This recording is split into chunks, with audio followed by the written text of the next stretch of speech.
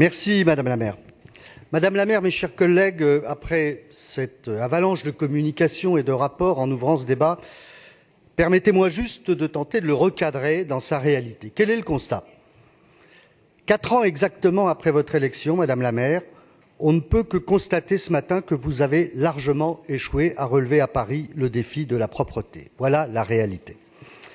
Les Parisiennes et les Parisiens ne sont pas dupes de vos communications annuelles répétitives sur ce sujet crucial, et la profusion dans ce débat de 3 rapports, une nouvelle communication de votre part et un projet de délibération proposé d'ailleurs par l'opposition sont à la fois cruels et éloquents.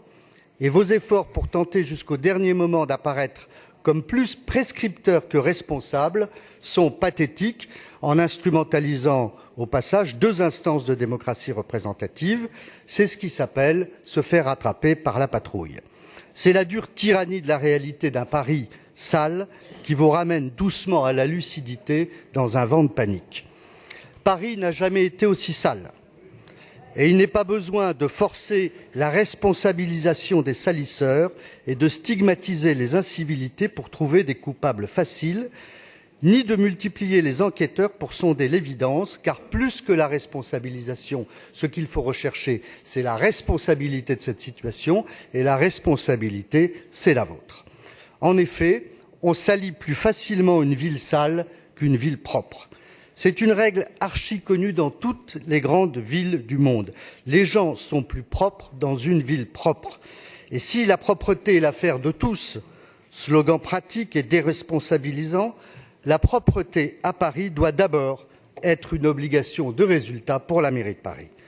La propreté à Paris doit précéder les discours, les campagnes de communication, le marketing municipal. C'est ça que nous demandent les Parisiennes et les Parisiens.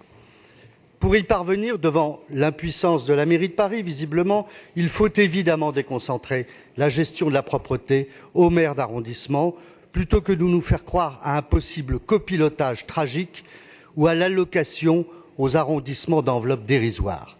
Faites des maires d'arrondissement les véritables responsables de la propreté, donnez-leur les équipes et les moyens de la propreté et faites confiance aux électeurs pour les rappeler à leurs responsabilités. Les garants de la proximité, les experts du maillage, ce sont les maires d'arrondissement.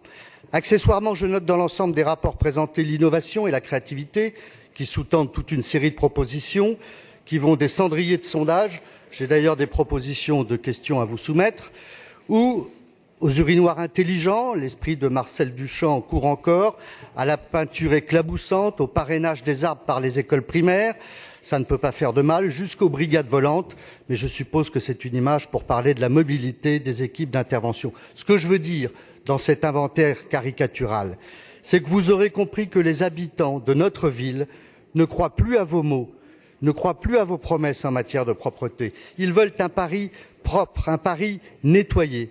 Et je crains pour vous, Madame la maire, que si Paris ne rejoint pas bientôt le peloton des grandes villes propres, et s'il ne se passe rien dans les mois qui viennent, le prochain et véritable coup de balai, ce soit les Parisiens qui le donnent. Je vous remercie.